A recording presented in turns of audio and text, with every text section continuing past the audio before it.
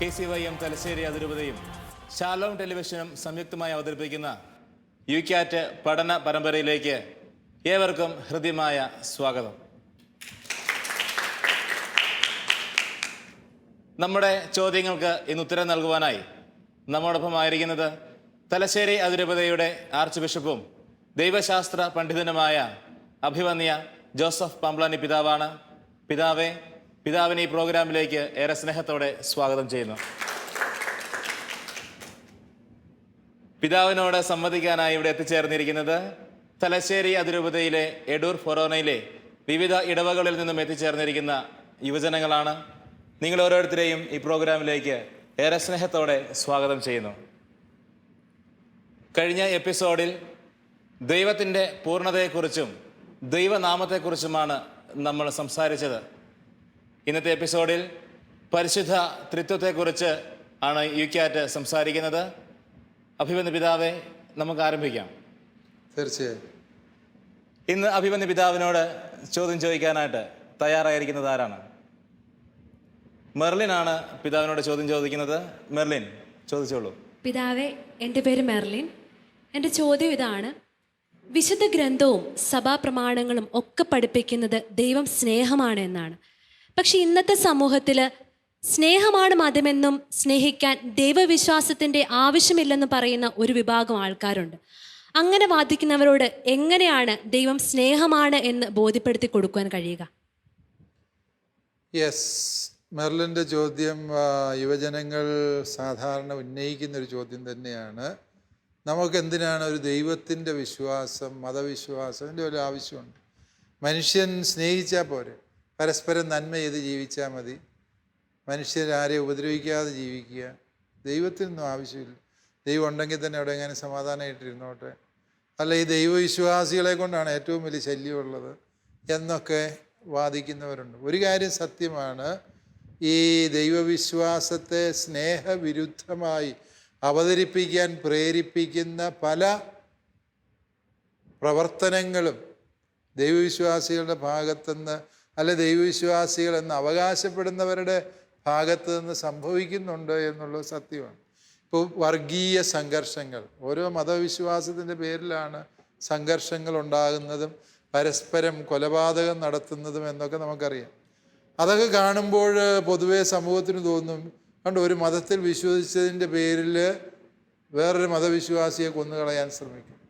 അല്ലെങ്കിൽ അവൻ ഇന്ന മതത്തിൽ വിശ്വസിച്ചു എന്ന ഒറ്റ കാരണത്താൽ അവനെ ഇല്ലായ്മ ചെയ്യാൻ ഇതര മതക്കാർ പരിശ്രമിക്കും. ഇങ്ങനത്തെ അവസ്ഥകൾ കാണുമ്പോൾ മതവിശ്വാസം തന്നെ അർത്ഥമില്ലാത്തതാണ്, അല്ലെങ്കിൽ അത് സ്നേഹവിരുദ്ധമാണ് എന്ന് ചിന്തിക്കാൻ നമ്മൾ പ്രേരിതരാകുന്നു എന്നത് സത്യമാണ്. പക്ഷേ യഥാർത്ഥത്തിൽ നമ്മൾ മനസ്സിലാക്കുക, വർഗീയവാദികൾ ഒരു മതത്തിലും വിശ്വസിക്കുന്നില്ല എന്നുള്ളതാണ് സത്യം. അവരുടേതായ ഒരാശയ സംഹിതയുടെ പിന്നാലെ പോകുന്ന ഭ്രാന്തന്മാർ മാത്രമാണ്.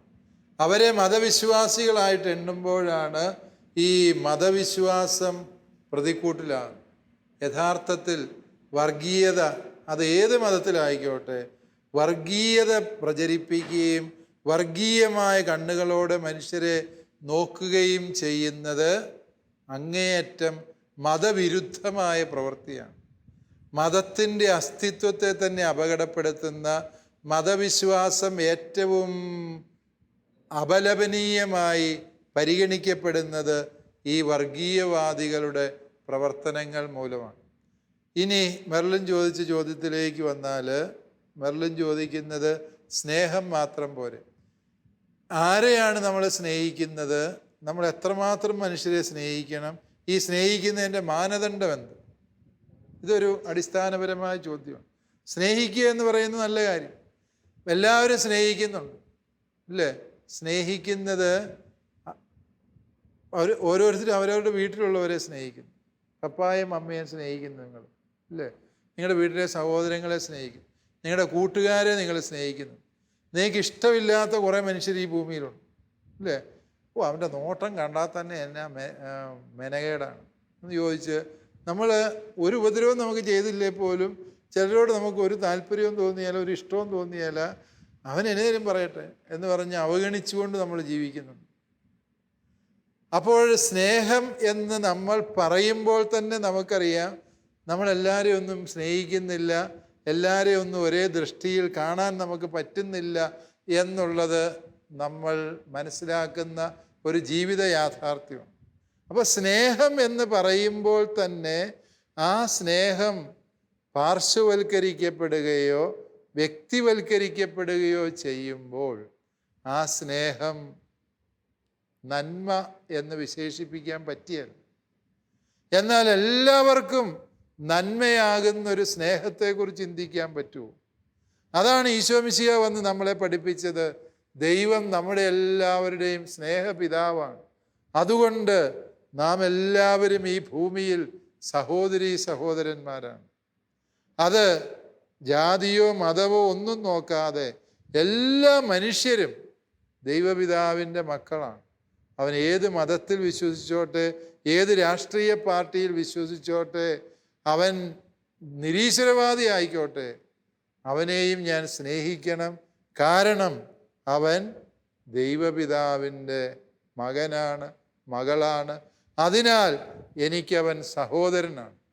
അതുകൊണ്ട് ദൈവവിശ്വാസം നമുക്ക് പകർന്നു തരുന്ന സ്നേഹമെന്ന് പറയുന്നത് അത് അതിരുകളില്ലാത്ത, ആപേക്ഷികമല്ലാത്ത, ചക്രവാളത്തോളം വിശാലമായ ഒരു സ്നേഹമാണ്. അതുകൊണ്ട് സ്നേഹിച്ചാൽ പോരെ, ദൈവത്തിൽ വിശ്വസിക്കണമോ എന്ന് ചോദിച്ചാൽ അതിൻ്റെ ഉത്തരം മെർലിനെ യഥാർത്ഥ സ്നേഹമാണ് എങ്കിൽ അത് ദൈവവിശ്വാസത്തിൽ നിന്ന് ഉത്ഭവിക്കുന്നു. കാരണം ആ വിശ്വാസമാണ് നമുക്ക് ഈ ബോധ്യം പകർന്നു തരുന്നത്. ഏതാണ്? എല്ലാവരും ഒരേ ദൈവപിതാവിൻ്റെ മക്കളാണ്.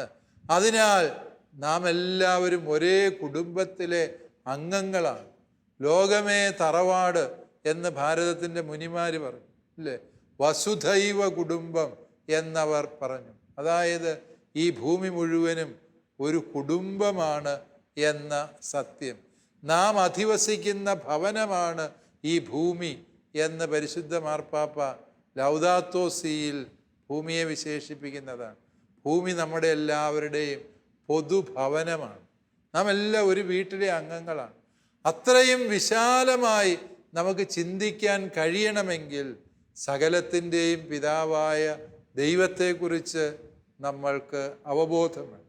ആ അവബോധമില്ല എങ്കിൽ സ്നേഹിച്ചാൽ പോരെ, ദൈവം എന്തിനാണെന്ന് ചോദിക്കുന്നവരോട് നിങ്ങൾ ചോദിക്കുക, നീ ആരെയൊക്കെയാണ് സ്നേഹിക്കുന്നത്? ആ സ്നേഹിക്കുന്നതിൻ്റെ മാനദണ്ഡം എന്താണ്? കാരണം എന്താണ്? അപ്പോൾ അവർക്ക് മനസ്സിലാകും അവർ സ്നേഹം എന്ന് പറയുന്നത് പലപ്പോഴും സ്വാർത്ഥമായ കാര്യങ്ങളെയാണ്. സ്നേഹമെന്ന് പറയുന്ന അവർക്ക് ഇഷ്ടപ്പെട്ടതും അവർക്ക് ഗുണകരവും അവർക്ക് താല്പര്യമുള്ളതുമായ കാര്യങ്ങളെ മാത്രമേ അവർ സ്നേഹിക്കുന്നുള്ളൂ. അതുകൊണ്ടാണ് ഈശോ പറഞ്ഞത് നിങ്ങൾ ശത്രുക്കളെയും സ്നേഹിക്കണം, അല്ലേ? ദൈവം പിതാവും നാമെല്ലാം സഹോദരങ്ങളുമാണെങ്കിൽ ശത്രു എന്ന ഒരു പദം ശേഷിക്കുന്നില്ല. അത്രമേൽ വിശാലമായൊരു സ്നേഹത്തിൻ്റെ ചക്രവാളം തുറക്കണമെങ്കിൽ മനുഷ്യന് ദൈവവിശ്വാസം അനിവാര്യമാണ് എന്നാണ് യൂക്യാറ്റിലൂടെ നമ്മളെ സഭ പഠിപ്പിക്കുന്നത്. മെർലിൻ്റെ ചോദ്യത്തിന് അഭിമന്യ പിതാവിൻ്റെ ഉത്തരം തൃപ്തികരമാണെന്ന് ഞാൻ കരുതുന്നു. തൃപ്തികരമാണ്.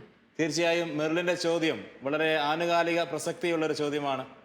ഇന്നത്തെ യുവജനങ്ങളിൽ മാത്രമല്ല, സാധാരണ ജനങ്ങളിലിടയിലും ഇതുപോലുള്ള സംശയങ്ങൾ ധാരാളമായിട്ട് വരുന്നത് നമുക്ക് നിരന്തരം കാണാൻ സാധിക്കുന്നു. പിതാവിൻ്റെ ഉത്തരം വളരെ ഗൗരവമുള്ളതായിരുന്നു. നന്ദി പിതാവേ. നമുക്ക് അടുത്ത ചോദ്യത്തിലേക്ക് കിടക്കാം. ഷജിലാണ് അടുത്ത ചോദ്യം പിതാവിനോട് ചോദിക്കുന്നത്. പിതാവെ, എല്ലാ ആൾക്കാരും, ലോകത്തിലുള്ള സകലരും ദൈവപിതാവിൻ്റെ മക്കളാണെന്ന് പിതാവ് നേരത്തെ സൂചിപ്പിച്ചല്ലോ. അപ്പോൾ അതുമായി ബന്ധപ്പെടുത്തി ചോദിക്കാൻ ആഗ്രഹിക്കുന്ന ഒരു കാര്യമാണ്. അതായത് ആ പറഞ്ഞതിൽ നിന്ന് നമുക്ക് മനസ്സിലാക്കാം ജാതി മത വ്യത്യാസമൊന്നും ഇല്ലാതെ എല്ലാവരെയും ഒരുപോലെ നമ്മൾ കാണാൻ ബാധ്യസ്ഥരാണെന്ന്. അപ്പം നമ്മുടെ ഈ ഒരു സമൂഹത്തിൽ പ്രത്യേകിച്ച് മിശ്രവിവാഹം പോലുള്ള കാര്യങ്ങളെയൊക്കെ നമ്മൾ വലിയൊരു കോൺട്രവേഴ്ഷ്യൽ തിങ് ആയിട്ടാണ് കാണുന്നത്. അപ്പം ഈ ഒരു സാഹചര്യത്തെ പിതാവ് എങ്ങനെയാണെന്ന് നോക്കി കാണുന്നത്? യെസ്, നാം എല്ലാവരും സഹോദരീ സഹോദരന്മാരാണ് എന്ന് പറയുമ്പോൾ ആ വ്യക്തിയുടെ മനുഷ്യത്വത്തെ ആദരിക്കുക, അംഗീകരിക്കുക എന്നാണ് അർത്ഥം, അല്ലേ? എന്ന് വിചാരിച്ച് നാം എല്ലാവരെയും കയറി കല്യാണം കഴിക്കണമെന്ന് അതിനർത്ഥമില്ല, അല്ലേ? നമ്മൾ ഒരാളെ ആദരിക്കുക, സ്നേഹിക്കുക എന്ന് പറയുന്നതും ആ വ്യക്തിയുമായി വിവാഹബന്ധത്തിൽ ഏർപ്പെടുക എന്ന് പറയുന്നതും തമ്മിൽ വ്യത്യസ്തമായ കാഴ്ചപ്പാടാണ്. അതിന് ഓരോ കുടുംബങ്ങളിലും മതവിശ്വാസികളിലും വ്യക്തികളിലും അതിൻ്റേതായ നിയമങ്ങളും ചട്ടവട്ടങ്ങളുമുണ്ട്. ആ ചട്ടവട്ടങ്ങൾ പാലിക്കുന്നത് ഈ സ്നേഹത്തിന് വിരുദ്ധമാണ്. ഞാൻ സ്നേഹിക്കുന്നയാളെ മാത്രമേ, അല്ലെങ്കിൽ ഞാൻ വിവാഹം കഴിക്കുന്നയാളെ മാത്രമേ ഞാൻ സ്നേഹിക്കുകയും ആദരിക്കുകയും ചെയ്യുള്ളൂ എന്ന് നിങ്ങൾ ആരെങ്കിലും വിചാരിക്കുന്നുണ്ടോ? ഇല്ല. സ്നേഹിക്കുക എന്ന് പറയുന്നതും വിവാഹിതരാവുക എന്ന് പറയുന്നതും തമ്മിൽ വ്യത്യാസമാണ്. ഈ നമ്മൾ എന്തുകൊണ്ടാണ് അന്യമതസ്ഥരെ വിവാഹം കഴിക്കുന്നതിനെ പ്രോത്സാഹിപ്പിക്കാത്തത് എന്ന് ചോദിച്ചാൽ, ഇതര മതക്കാർ തമ്മിലുള്ള വിവാഹത്തെ സഭ പ്രോത്സാഹിപ്പിക്കാത്തത് എന്ന് ചോദിച്ചാൽ, ഒന്ന്, അത് തിരുസഭയുടെ കൽപ്പനയ്ക്കും ദൈവപ്രമാണത്തിനും നിരക്കാത്ത കാര്യമാണ്. ദൈവം അത് പ്രോത്സാഹിപ്പിക്കുന്നില്ല തിരുവചനത്തിലൂടെ, അതുകൊണ്ട് നമ്മൾ അത് പ്രോത്സാഹിപ്പിക്കുന്നു. രണ്ടാമതായി അതിൻ്റെ പ്രായോഗിക ബുദ്ധിമുട്ടുകളാണ്. പ്രായോഗിക ബുദ്ധിമുട്ട് വിവിധ മതവിശ്വാസങ്ങളിലുള്ളവർ, ഈ മതവിശ്വാസം എന്നൊക്കെ പറയുന്നത് അങ്ങ് തൂത്തുകളഞ്ഞാൽ പോകുന്നതല്ല. നമ്മുടെ മതവിശ്വാസമാണ് നാം എന്ന വ്യക്തിയെ രൂപപ്പെടുത്തിയെടുത്തിരിക്കുന്നത്. ആ രൂപപ്പെടുത്തൽ ഈ വിവാഹം കഴിഞ്ഞ് കുടുംബജീവിതത്തിൻ്റെ വഴിയാത്രയിൽ പലപ്പോഴും സംഘർഷങ്ങൾക്കും ഭിന്നതകൾക്കും അഭിപ്രായ വ്യത്യാസങ്ങൾക്കും കാരണമാവുകയും അത് പലപ്പോഴും അതിൻ്റെ തിക്തഫലങ്ങൾ അനുഭവിക്കേണ്ടി വരുന്നത് കുഞ്ഞുങ്ങളാണ് എന്നും സഭ അനുഭവത്തിലൂടെ പഠിച്ചിട്ടുള്ളത് കൊണ്ടാണ് ഈ മിശ്ര വിവാഹത്തെ സഭ പ്രോത്സാഹിപ്പിക്കാത്തത്. പ്രോത്സാഹിപ്പിക്കുന്നില്ല എന്ന് പറയുമ്പോൾ അതൊരിക്കലും അനുവദിക്കുകയില്ല എന്നുള്ള അർത്ഥത്തിലല്ല. ആ വ്യക്തിയും ദൈവപിതാവിൻ്റെ മകനും മകളും ആയതുകൊണ്ട് തന്നെയാണ് സഭ അനിവാര്യമായ സന്ദർഭങ്ങളിൽ അതിന് അനുവാദം കൊടുക്കുന്നതും അതിനുവേണ്ടിയുള്ള നടപടിക്രമങ്ങൾ അനുവദിച്ചിരിക്കുന്നു. അത് ആ വ്യക്തിക്ക് ഒരു മൂല്യവും മഹത്വവുമില്ല എന്ന് സഭ കരുതുന്നുവെങ്കിൽ ഇപ്രകാരം വിവാഹം പോലെയുള്ള ഇത്രയും ആഴമേറിയ ബന്ധത്തിന് സഭ സമ്മതം നൽകുമായിരുന്നില്ല, അല്ലേ? സഭയിൽ തന്നെ ഇപ്രകാരം മിശ്രവിവാഹങ്ങൾ സഭ അനുവദിക്കുന്നു എന്നത് തന്നെ ആ വ്യക്തിയുടെ മനുഷ്യത്വത്തെയും ആ വ്യക്തിയുടെ വ്യക്തിത്വത്തെയും സഭ ആദരിക്കുന്നു, ബഹുമാനിക്കുന്നു, സ്നേഹിക്കുന്നു എന്ന് തന്നെയാണ് അതിൻ്റെ അർത്ഥം. ഈ മിശ്രവിവാഹങ്ങളോട് പ്രോത്സാഹനം നൽകാത്തതിൻ്റെ കാരണം അതിൻ്റെ ഭവിഷ്യത്തുകൾ കാലാന്തരത്തിൽ കുഞ്ഞുങ്ങളെ ദോഷകരമായി ബാധിക്കുന്നു എന്ന് സഭ മനസ്സിലാക്കിയിട്ടുള്ളത് കൊണ്ടാണ്. നന്ദി പിതാവേ. നന്ദി ഷജിൽ. നമുക്ക് അടുത്ത ചോദ്യത്തിലേക്ക് പോകാം. അടുത്ത ചോദ്യം ആരാണ് ചോദിക്കുന്നത്? റിയയാണ് അടുത്ത ചോദ്യം ചോദിക്കുന്നത്. റിയ. പിതാവേ, ഞാൻ റിയ. സ്നേഹം എന്ന പദം പലപ്പോഴും തെറ്റിദ്ധരിക്കപ്പെടുകയും ദുരുപയോഗിക്കപ്പെടുകയും ചെയ്യുന്നുണ്ടെന്ന് വിശുദ്ധ മദർ തെരേസ പറയുന്നുണ്ട്. എങ്കിൽ യഥാർത്ഥ സ്നേഹത്തെക്കുറിച്ച് ഒന്ന് പറയാമോ? യെസ്, റിയയുടെ ചോദ്യം സ്നേഹത്തെക്കുറിച്ചാണ്. സ്നേഹമെന്ന പദം ഒരുപാട് തെറ്റിദ്ധരിക്കപ്പെടുന്നു, ദുർവ്യാഖ്യാനം ചെയ്യപ്പെടുന്നു എന്നാണ് അല്ലേ അല്ല ഉദ്ദേശിച്ചത്. മദർ തെരേസയുടെ ആ ഒരു വാക്യം യഥാർത്ഥ സ്നേഹം എന്താണ്? മദർ തെരേസ പറയുന്നത് സ്നേഹം എന്ന് പറയുന്നത് നമ്മളെന്തോ നേടിയെടുക്കുന്നതാണ് സ്നേഹം എന്ന് തെറ്റിദ്ധരിക്കുന്നു, അല്ലേ? പ്രത്യേകിച്ച് യുവജനങ്ങളായ നിങ്ങൾ പ്രണയബദ്ധരായിട്ടുള്ളവർക്കറിയാം. നിങ്ങളിൽ പ്രണയിച്ചിട്ടുള്ളവരുണ്ടോ എന്ന് ഞാൻ ചോദിക്കുന്നില്ല. നിങ്ങളുടെ മാതാപിതാക്കൾ പോലും അറിയാതെയായിരിക്കും നിങ്ങൾ പ്രണയിക്കുന്നത്. അതുകൊണ്ട് ഞാൻ ചോദിച്ച് നിങ്ങളെ ബുദ്ധിമുട്ടിലാക്കുന്നില്ല. പക്ഷേ പ്രണയിക്കുന്ന വ്യക്തിയെ നമ്മൾ സ്വന്തമാക്കാനാണ് ശ്രമിക്കുന്നത്, അല്ലേ? പ്രണയം എന്ന് പറയുന്ന ഒരുതരം സ്വന്തമാക്കലാണ്, നേടിയെടുക്കലാണ്, നമ്മളിലേക്ക് അടുപ്പിക്കലാണ് വാസ്തവത്തിൽ പ്രണയം. മദർ തെരേസ പറയുന്നു യഥാർത്ഥ സ്നേഹം എന്ന് പറയുന്നത് അതല്ല. യഥാർത്ഥ സ്നേഹം എന്ന് പറയുന്നത് നമ്മളെ തന്നെ സമ്പൂർണമായും വിട്ടുകൊടുക്കാൻ, സമർപ്പിക്കാൻ, ഇല്ലാതാകാൻ, മുറിയപ്പെടാൻ നമ്മൾ സന്നദ്ധമാകുമ്പോൾ. ഇപ്പം എൻ്റെ 1000 രൂപ ഉണ്ട്. ഒരു മനുഷ്യൻ ഓടി വന്ന് എന്നോട് ചോദിച്ചു, ഇതേ പിതാവേ, എനിക്കൊരു അത്യാവശ്യമായിട്ടൊരു 700 രൂപ വേണം, അല്ലെ 1000 രൂപയും വേണം. എന്നാ നിൻ്റെ അത്യാവശ്യം? ഒരു ആശുപത്രി കിടക്കുന്ന എൻ്റെ ഭാര്യയ്ക്ക് ഒരു ഗുളിക മേടിച്ചു കൊടുക്കണം, പുറത്തുനിന്ന് മേടിക്കണം, എൻ്റെ പൈസ ഇല്ല. അതിന് 1000 രൂപ വേണമെന്നാണ് പറഞ്ഞത്. ഇതാണ് തെളിവ്. പലരും പറ്റിക്കാൻ വേണ്ടിയൊക്കെ അങ്ങനെ ഒന്ന് ചോദിക്കാറും മേടിക്കാറുണ്ട്, അത് വേറെ വിഷയം. പക്ഷെ ഒരു മനുഷ്യൻ സത്യസന്ധമായിട്ട് വന്ന് ചോദിച്ചാൽ മതി. ഞാൻ ആ മനുഷ്യനെ സ്നേഹിക്കുന്നുണ്ട് എങ്കിൽ ചെയ്യേണ്ടത് എന്താണ്? സ്നേഹിക്കുന്നില്ലേ പറയണ അതൊന്നുമില്ല, എൻ്റെ പൈസ ഒന്നുമില്ല, നീ പോകും. ഇനി ശല്യം സഹിക്കുക വയ്യാതെ വന്നാൽ ഒരു 50 രൂപ എടുത്ത് കൊടുത്ത് ബാക്കി നീ വേറെ എവിടുന്നേലും മേടിക്കുക, എല്ലാം എൻ്റെ നിന്ന് തന്നെ തരാൻ പറ്റുമോ എന്നൊക്കെ നമ്മൾ ചോദിക്കും. അതേസമയം ഞാൻ ആ മനുഷ്യനെ സ്നേഹിക്കുന്നുണ്ട് എങ്കിൽ മദർ തെരേസ പറയും, ഞാൻ ആ വ്യക്തിക്ക് വേണ്ടി എൻ്റെ ഏക സമ്പാദ്യമായിരുന്ന 1000 രൂപയും ഞാൻ വിട്ടുകൊടുക്കും. ഇല്ലേ? അതാണ് യഥാർത്ഥ സ്നേഹം. യുവജനങ്ങൾ സ്നേഹിക്കുമ്പോൾ നിങ്ങൾ മനസ്സിലാക്കേണ്ട ഒരു വലിയ സത്യമുണ്ട്. എവിടെയാണ് സ്നേഹം തെറ്റിദ്ധരിക്കപ്പെടുന്നത്, സ്നേഹത്തെ ദുർവ്യാഖ്യാനം ചെയ്യുന്നത് എന്ന് ചോദിച്ചാൽ, സ്നേഹിക്കുന്ന വ്യക്തി ഇപ്പോൾ ഒരു പെൺകുട്ടിയെ സ്നേഹിച്ചു കഴിഞ്ഞാൽ ഉടനെ ചെറുപ്പക്കാരന്മാരായ ചിലർ, നിങ്ങളെങ്ങുമല്ല, വളരെ വിദൂര ദേശത്ത് ചന്ദ്രനോട് അടുത്ത പ്രദേശങ്ങളിലെ ചില യുവാക്കന്മാർ ചിന്തിക്കാറുണ്ട്, ആ വ്യക്തിയെ എങ്ങനെ എൻ്റെ സന്തോഷത്തിന് വേണ്ടി വിനിയോഗിക്കാൻ പറ്റും. ആ വ്യക്തിയെ വശീകരിച്ചു കൊണ്ടുപോയി ആ വ്യക്തിയുമായി തെറ്റായ ബന്ധങ്ങളിൽ ഏർപ്പെടുക, അതിലൂടെ എനിക്ക് സന്തോഷിക്കുക. നിങ്ങൾ ഒരിക്കലും ആ വ്യക്തിയെ സ്നേഹിച്ചിട്ടില്ല എന്നാണ്. ആ വ്യക്തിയുടെ ശരീരത്തെ മാത്രമേ സ്നേഹിച്ചിട്ടുള്ളൂ.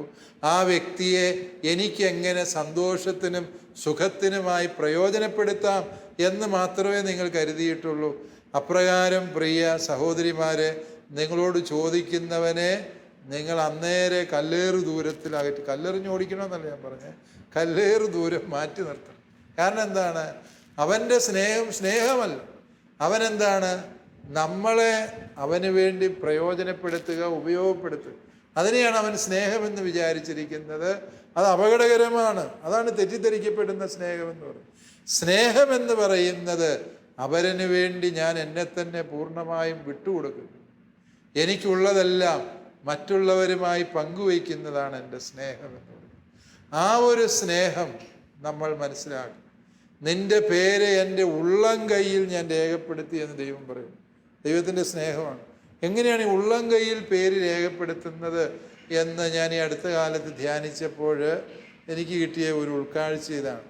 ദൈവം തൻ്റെ ഉള്ളം കയ്യിൽ നമ്മുടെ പേരെഴുതിയത് ഈശോ മിശിഹാ ഈ ഉള്ളം കയ്യിൽ ഇരുമ്പാണി അടിച്ചു കയറ്റിയപ്പോൾ. ശരിക്കും സ്നേഹത്തിന് അത്രയും വിലയുണ്ട്. ആ ഇരുമ്പാണി കൊണ്ട് കുരിശിനോട് തന്നെ ബന്ധിപ്പിക്കുമ്പോൾ കർത്താവ് ചെയ്തത് എന്താണ്? നിന്നെ ഞാൻ ഇത്രമാത്രം സ്നേഹിക്കുന്നു എന്ന് പറഞ്ഞ് നമ്മുടെ ആത്മാവുമായി അവിടുന്ന് ഇരുമ്പാണിയുടെ വേദനയിൽ സ്ഥാപിച്ചെടുക്കുന്നൊരു ബന്ധമുണ്ട്. അതാണ് സ്നേഹം. ഈശോ നമ്മളെ സ്നേഹിച്ചതുകൊണ്ട് ഈശോ സർവ്വതും നമുക്കായി വിട്ടുതന്നു. തൻ്റെ ജീവനും ചോരയും തൻ്റെ സകല വേദനകളും കർത്താവ് നമുക്ക് വേണ്ടി ഏറ്റെടുക്കുമ്പോൾ അതാണ് യഥാർത്ഥ സ്നേഹം. തെറ്റിദ്ധരിക്കപ്പെടുന്ന സ്നേഹമെന്ന് പറയുന്നത് ഇങ്ങനെ മറ്റുള്ളവരെ എങ്ങനെ എൻ്റെ സുഖത്തിനും സന്തോഷത്തിനും വേണ്ടി പ്രയോജനപ്പെടുത്താം എന്നുള്ളതാണ്. അതുകൊണ്ടാണ് മദർ തെരേസ പറയുന്നത്, യഥാർത്ഥ സ്നേഹം മുറിവേൽപ്പിക്കുന്ന സ്നേഹമാണ്, നഷ്ടം വരുത്തുന്ന സ്നേഹമാണ്. ആ ഒരു സ്നേഹത്തെയാണ് ക്രിസ്തുവിൽ നിന്ന് നമ്മൾ പഠിക്കുക. എല്ലാ സ്നേഹവും ക്രിസ്തീയ സ്നേഹമാണ്. ക്രിസ്തീയ സ്നേഹം എന്ന് പറയുന്നത് പൂർണ്ണമായും നമ്മൾ മുറിവേറ്റുകൊണ്ട് മറ്റുള്ളവരെ സഹായിക്കുന്നതാണ് സ്നേഹം. വിവാഹത്തിലുണ്ട് ഈ സ്നേഹത്തിൻ്റെ മുറിവേൽക്കൽ. എന്താണ്? ദൈവവചനം വിവാഹത്തെക്കുറിച്ച് ഈ മുറിവേൽക്കൽ പറയുന്നുണ്ട്. എന്താണ്? പുരുഷൻ തൻ്റെ പിതൃജനത്തെ വിട്ട് ഭാര്യയോട് ചേരും, ഭാര്യയോ മാതാപിതാക്കളെ സ്വഭവനത്തെ വിട്ട് ഭർത്താവിനോട് ചേരും. ഈ ഒരു വേർപിരിയലുണ്ട് ഇവിടെ, ഇല്ലേ? ആ ഒരു വേർപിരിയലാണ് ദാമ്പത്യ സ്നേഹത്തിൻ്റെ ആഴവും അർത്ഥവും തെളിയിക്കുന്നത്. ഈ ഒരു വേർപിരിയലില്ലാതെ കുടുംബജീവിതത്തിൽ പ്രവേശിക്കുന്ന യുവജനങ്ങളുണ്ട്. ഏത് കുഞ്ഞു കാര്യം, ഭർത്തൃ വീട്ടിലെ ഏത് വിഷയവും ഉടനെ വീട്ടിലേക്ക് വിളിച്ചു പറഞ്ഞ്, മമ്മി ഇവിടെ ഒരു സമാധാനവും ഇല്ല, ഇവിടുത്തെ അമ്മച്ചി ശരിയല്ല, ഇവിടുത്തെ അപ്പൻ ഒരു സ്നേഹവും ഇല്ല, ഞാനിവിടെ നരകത്തിലാണ് കഴിയുന്നത്, എന്നെ ഇവിടുന്ന് വേഗം രക്ഷിക്കൂ എന്ന് പറഞ്ഞ് വിളിച്ചു പറഞ്ഞ് അവരിവിടെ വന്ന് ഭയങ്കര അടിപിടിയും ബഹളവും ഉണ്ടാക്കി, ഇതിനു വേണ്ടിയല്ല ഞങ്ങൾ ഇങ്ങോട്ട് കെട്ടിച്ചു വിട്ടത്, വാടി മോളെ എന്ന് പറഞ്ഞ് കൂട്ടിക്കൊണ്ട് പോകുന്ന പലരെയും നമ്മൾ കാണാറുണ്ട്. അവർ മനസ്സിലാക്കാത്തത് എന്താണ്? ഈ സ്നേഹം എന്ന് പറയുന്നത് ഇതിനകത്തൊരു വിട്ടുപിരിയലുണ്ട്. ഈ വിട്ടുപിരിയലിൻ്റെ സഹനം, ആ സഹനത്തെ നമ്മൾ ശരിയായ അർത്ഥത്തിൽ മനസ്സിലാക്കുമ്പോഴാണ് അത് ദാമ്പത്യ സ്നേഹമായി രൂപപ്പെടുന്നത് എന്ന് തിരിച്ചറിയണം. അതുകൊണ്ട് മദർ തെരേസ പറഞ്ഞ വചനം വളരെ ആഴമുള്ളതും സ്നേഹത്തിൻ്റെ ശരിയായ ദിശാബോധം നമുക്ക് കാണിച്ചു തരുന്നതുമായൊരു പ്രസ്താവന. റിയയുടെ ചോദ്യത്തിന് തൃപ്തികരമായ ഉത്തരം ലഭിച്ചു എന്ന് കരുതുന്നു. അതെ, തൃപ്തികരമായ ഉത്തരം ലഭിച്ചു. ഓക്കെ, നമുക്ക് എങ്കിൽ അടുത്ത ചോദ്യത്തിലേക്ക് പോകാം. അടുത്ത ചോദ്യം ആരാണ് ചോദിക്കുന്നത്? അജയ് ആണ് അടുത്ത ചോദ്യം ചോദിക്കുന്നത്. പിതാവേ, എൻ്റെ പേര് അജയ്. പിതാവെ, ദൈവത്തെപ്പറ്റി അറിയുന്നതും ദൈവിക സത്യങ്ങൾ പഠിക്കുന്നതും മനുഷ്യജീവിതവുമായി ബന്ധപ്പെടുത്തി എങ്ങനെയാണ് മനസ്സിലാക്കേണ്ടത്? ഒന്ന് വിശദീകരിച്ചു തരുമോ? യെസ്, അജയ് അല്ലേ? അജയ് എന്നെ ചെയ്യുന്നേ? ഞാൻ ഡിഗ്രി. എവിടെ പഠിക്കുന്നു? Brennan College, Thalassery. ആഹാ. അപ്പോൾ അജയ് ചോദിച്ചത് ദൈവവിശ്വാസത്തെ എങ്ങനെ നമുക്ക് പ്രായോഗികമായിട്ട് നിത്യജീവിതവുമായി ബന്ധപ്പെടുത്തി മനസ്സിലാക്കാൻ പറ്റും എന്നുള്ളതാണ് അല്ലേ? അജയ് ഒരു പരീക്ഷയ്ക്ക് പോകുകയെന്ന് വിചാരിച്ചു. പരീക്ഷ എഴുതാം. ഏത് വിഷയമാണ് ഡിഗ്രി പഠിക്കുന്നത്? BA മലയാളം. BA മലയാളം പരീക്ഷയാണ്. ആ മലയാളം ഗ്രാമർ പരീക്ഷ എഴുതാൻ വേണ്ടി പോവുകയാണ്. അല്പം ബുദ്ധിമുട്ടുള്ള പരീക്ഷ. അജയ് അപ്പോൾ എന്താ ചെയ്യുക സാധാരണ പരീക്ഷയ്ക്ക് പോകുമ്പോൾ? പഠിക്കും. അത് ഹോളിൽ കയറുന്നതിന് മുമ്പ് പ്രാർത്ഥിക്കുമോ? യെസ്, പ്രാർത്ഥിക്കും. എന്നാ പ്രാർത്ഥിക്കുന്നത്? പരീക്ഷയിൽ ജയിപ്പിക്കണേന്ന് പ്രാർത്ഥിക്കും. പരീക്ഷ ജയിപ്പിക്കണേ എന്ന് പ്രാർത്ഥിക്കും. അതായത് നമുക്ക് യുക്തിപരമായി ചിന്തിച്ചാൽ പറയാൻ പറ്റും എന്താണ്? ഡിഗ്രി പഠിക്കുന്ന അജയ്ക്ക് അറിയാം, യുക്തി കൊണ്ട് മാത്രമാണ് കാര്യത്തെ വിലയിരുത്തുന്നത് എങ്കിൽ നമുക്കറിയാം എന്താണ്? ശടാ, പരീക്ഷയ്ക്ക് ജയിക്കണമെങ്കിൽ പഠിക്കണം. പഠിക്കാതെ പോയിട്ട് ദൈവത്തെ വിളിച്ചിട്ട് വല്ല കാര്യമുണ്ട്? അതിൻ്റെ ഒരു ആവശ്യമില്ല. ദൈവത്തെ വിളിക്കേണ്ട കാര്യമുണ്ട്. ഇപ്പോൾ ആശുപത്രിയിൽ ഓപ്പറേഷന് പോകും. ഓപ്പറേഷന് പോകുമ്പോൾ ഡോക്ടർക്ക് സാമർഥ്യം ഉണ്ടെങ്കിൽ ഓപ്പറേഷൻ വിജയിക്കും. ഇല്ലേ, പാളിപ്പോയാൽ എൻ്റെ ജീവിതം പോകും. പക്ഷേ നമ്മൾ അതിന് ആശ്രയം വയ്ക്കുന്നുണ്ട് ആരോ ഒരാൾ, ദൈവത്തിലാണ്. ഇല്ലേ? ദൈവമേ, എൻ്റെ പരിമിതികൾ, എൻ്റെ കുറവുകൾ എല്ലാം അറിയുന്നവനായ നീ എൻ്റെ ഒപ്പം നിന്ന് എന്നെ ബലപ്പെടുത്തണമേ, ശക്തിപ്പെടുത്തണമേ. വിശുദ്ധ വചനം നമുക്ക് എപ്പോഴും തരുന്ന ഒരു ഉറപ്പാണ്, ഞാൻ നിൻ്റെ കൂടെ ഉണ്ടായിരിക്കും. ദൈവം വിളിച്ച എല്ലാവരോടും ദൈവം പറഞ്ഞത് അജയ് ഈ ഒരു സത്യമാണ്, ഞാൻ നിൻ്റെ കൂടെ ഉണ്ടാകും. വേറെ ആര് കൂടെ ഉണ്ടാകും എന്ന് പറഞ്ഞാലും അത് ശരിയല്ല, ഇല്ലേ? വെറുതെ പറയുന്നതാണ് അവർ കൂടെ ഉണ്ടാകും. നമ്മുടെ മാതാപിതാക്കൾ നമ്മുടെ കൂടെ എപ്പോഴും ഉണ്ടോ? ഇല്ല. നിങ്ങൾ എത്ര സ്നേഹിക്കുന്നു എന്ന് പറയുന്നയാൾ നിങ്ങളുടെ കൂടെ ഉണ്ടാകുമോ? ഇല്ല. അത് ചുമ്മാ പറയും. കല്യാണം കഴിച്ച് ഭർത്താവ് കൂടെ ഉണ്ടാകുമോ എന്ന് ചോദിച്ചാൽ പുള്ളിക്ക് പുള്ളിയുടെ കാര്യങ്ങളില്ലേ, എപ്പോഴും നമ്മുടെ കൂടെ നടന്നാൽ മതി, ഇല്ലേ? അപ്പോൾ കൂടെ ഉണ്ടാവുക എന്ന് പറയുന്നൊരു നമ്മൾ ആഗ്രഹിക്കുന്നൊരു കാര്യമാണ്. പക്ഷേ ആർക്കും നമ്മുടെ കൂടെ എപ്പോഴും ഉണ്ടായിരിക്കാൻ പറ്റില്ല. നമ്മുടെ കൂടെ എപ്പോഴും ആയിരുന്നുകൊണ്ട് നമ്മളെ നിരന്തരം ശക്തിപ്പെടുത്തുന്ന, ബലപ്പെടുത്തുന്ന ഒരു സാന്നിധ്യം നമ്മൾ അറിയുന്നു. ദൈവവിശ്വാസത്തിൻ്റെ പ്രായോഗിക തലത്തിലെ പ്രയോജനം എന്ത് എന്ന് ചോദിച്ചാൽ, എനിക്ക് എപ്പോഴും വിളിച്ചാൽ വിളി കേൾക്കുന്ന അകലത്തിൽ, എനിക്ക് കണ്ണു തുറന്നാൽ കാണാവുന്ന രൂപത്തിൽ, ഞാൻ സങ്കടപ്പെടുമ്പോൾ എൻ്റെ കണ്ണുനീർ തുടയ്ക്കുന്ന ദൈവമായി അവിടുന്ന് എൻ്റെ കൂടെയുണ്ട്. ആ ഒരു അവബോധമാണ് ദൈവവിശ്വാസത്തിൻ്റെ കരുത്ത് എന്ന് പറയും. ആ വിശ്വാസമില്ല എങ്കിൽ എന്ത് സംഭവിക്കും? പെട്ടെന്ന് നമ്മൾ വികാരഭരിതരായി കലഹിക്കുകയും ബഹളം വയ്ക്കുകയും ചെയ്യും. നിരീശ്വരവാദം പറഞ്ഞു നടന്ന പലരും ജീവിതത്തിൻ്റെ സായാഹ്നത്തിൽ ആത്മഹത്യ ചെയ്തിട്ടുണ്ട്. എന്തുകൊണ്ടാണെന്ന് ചോദിച്ചാൽ, എന്തിനാ ഇങ്ങനെ ചുമ്മാ ജീവിക്കുന്നത്? നല്ല പ്രായമൊക്കെ കഴിഞ്ഞു, ഇനി ഇങ്ങനെ ചുമച്ച് കുറച്ച് കുറേ നാളും ജീവിച്ചിട്ട് വല്ല കാര്യമുണ്ട്, അതുകൊണ്ട് മരിച്ചേക്കാം എന്ന് പറഞ്ഞ് ആത്മഹത്യ ചെയ്ത വളരെ പ്രഗത്ഭരായ നിരീശ്വരവാദികളുണ്ട്. എന്തുകൊണ്ട് അവർ എങ്ങനെ ആത്മഹത്യ ചെയ്യാൻ തോന്നി എന്ന് ചോദിച്ചാൽ, ജീവിതത്തിൽ ഞാൻ ഒറ്റപ്പെട്ടു പോയി എന്ന് അവർക്ക് ചിന്തിക്കുന്നു. എൻ്റെ ജീവിതത്തിന് അർത്ഥമില്ല എന്ന ചിന്തയിൽ നിന്ന്. എന്നാൽ നിൻ്റെ ജീവിതത്തിന് അർത്ഥം തരാൻ ഒരിക്കലും നിന്നെ ഒറ്റപ്പെടുത്താതെ നിൻ്റെ ഏതൊരു പ്രതിസന്ധിയിലും നിന്നോടൊപ്പമുള്ള ഒരു ദൈവമുണ്ട് എന്ന ബോധ്യം നമുക്ക് കിട്ടിക്കഴിയുമ്പോൾ വിശ്വാസം പ്രായോഗിക തലത്തിൽ നമ്മളെ ബലപ്പെടുത്തും, ശക്തിപ്പെടുത്തും. ഇതേക്കുറിച്ച് പഠനം നടത്തിയിട്ടുള്ള വൈദ്യശാസ്ത്രജ്ഞന്മാരുടെ തന്നെ പഠനങ്ങളുണ്ട്. ദൈവവിശ്വാസമുള്ളവരുടെ രോഗം വേഗം സുഖം പ്രാപിക്കും. അപ്പോൾ ചികിത്സ വേണ്ടെന്നുള്ള അർത്ഥത്തിലല്ല ഞാൻ പറയും. വിശ്വാസമുള്ളവർ ചികിത്സയ്ക്ക് വിധേയമാകുമ്പോൾ വേഗത്തിൽ സൗഖ്യം പ്രാപിക്കും. ഓപ്പറേഷൻ തിയേറ്ററിലേക്ക് കൊണ്ടുപോകുമ്പോൾ ദൈവവിശ്വാസമുള്ളവർ ശാന്തരായി ഇരിക്കുന്നു. വണ്ടിയെ കയറുമ്പോൾ ഡ്രൈവർക്ക് ഡ്രൈവിംഗ് അറിയാവോ ദൈവമേ, അവനിരുന്ന് ഉറങ്ങിപ്പോകുമോ ദൈവമേ എന്നൊക്കെ പേടിച്ച് നമ്മൾ വണ്ടിയെ കയറി ബസ്സിൽ കയറി ഇരുന്നാൽ നമ്മുടെ സ്വസ്ഥത പോകും. നമ്മൾ വിചാരിക്കുന്ന എന്താ, ഡ്രൈവർക്ക് അശ്രദ്ധ വന്നാലും എന്നെ ശ്രദ്ധിക്കുന്ന ദൈവം ഈ ബസ്സിലുണ്ട്, അതുകൊണ്ട് അപകടം കൂടാതെ ദൈവം എന്നെ മുമ്പോട്ട് കൊണ്ടുപോകും. ജീവിതത്തെ ശാന്തമാക്കുന്നത്, സുന്ദരമാക്കുന്നത്, പ്രത്യാശയുള്ളതാക്കുന്നത്, ജീവിതത്തിൽ ഒരിക്കലും ഒറ്റപ്പെട്ടു പോയിട്ടില്ല എന്ന അവബോധം നമ്മിൽ ജനിപ്പിക്കുന്നത് ശരിക്കും ദൈവവിശ്വാസം. അതാണ് അജോയ്, ദൈവവിശ്വാസം എന്നത് നമ്മുടെ പ്രായോഗിക ജീവിതത്തിന് എങ്ങനെ ബന്ധപ്പെടുത്തി മനസ്സിലാക്കാം എന്ന് ചോദിച്ചാൽ അത് ഈ രീതിയിലാണ്.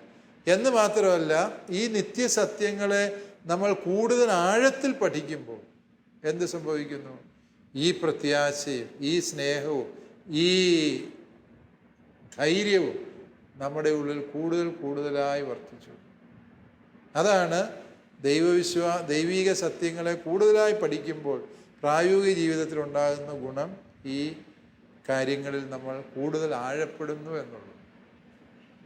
ഇതാണോ അജോയ് ഉദ്ദേശിച്ച ചോദ്യം? ഞാൻ പറഞ്ഞ ഉത്തരവ്? അതെ അതെ. Very good Ajoy, thank you. അജയുടെ ചോദ്യത്തിനുള്ള ഉത്തരം ലഭിച്ചെന്ന് കരുതുന്നു. ഉത്തരം ലഭിച്ചു. തീർച്ചയായും, താങ്ക് യു. കാലിക പ്രസക്തിയുള്ള ചോദ്യങ്ങളാണ് ഇന്ന് നമ്മുടെ യുവജനങ്ങൾ അഭിമന്യ പിതാവിനോട് ചോദിച്ചതും അതിനുള്ള ഉത്തരങ്ങൾ അഭിമന്യ പിതാവ് നമുക്ക് നൽകുകയും ചെയ്യുകയായിരുന്നു. തീർച്ചയായും ഇന്നത്തെ ഈ കാലഘട്ടത്തിൽ യഥാർത്ഥമായ സ്നേഹം മറ്റുള്ളവർക്ക് നൽകുക എന്നുള്ളത് വളരെ ആവശ്യമുള്ള ഒരു കാര്യമാണ്. നമ്മുടെ യുവജനങ്ങളോടൊപ്പം ഇന്ന് ആയിരുന്ന, യുവജനങ്ങളെ ഒരുപാട് സ്നേഹിക്കുന്ന അഭിമന്യ പിതാവിന് ഏറെ സ്നേഹത്തോടെ നന്ദി പറയുകയാണ്. വളരെ പ്രസക്തമായ ചോദ്യങ്ങൾ ചോദിച്ചുകൊണ്ട് ഇന്നത്തെ എപ്പിസോഡിനെ മനോഹരമാക്കി തീർത്ത നമ്മുടെ യുവജനങ്ങൾക്കും ഏറെ സ്നേഹത്തോടെ നന്ദി പറയുന്നു. നമുക്ക് പുതിയ ചോദ്യങ്ങളും പുതിയ ഉത്തരങ്ങളുമായി അടുത്ത എപ്പിസോഡിൽ കാണാം. എല്ലാവർക്കും നന്ദി.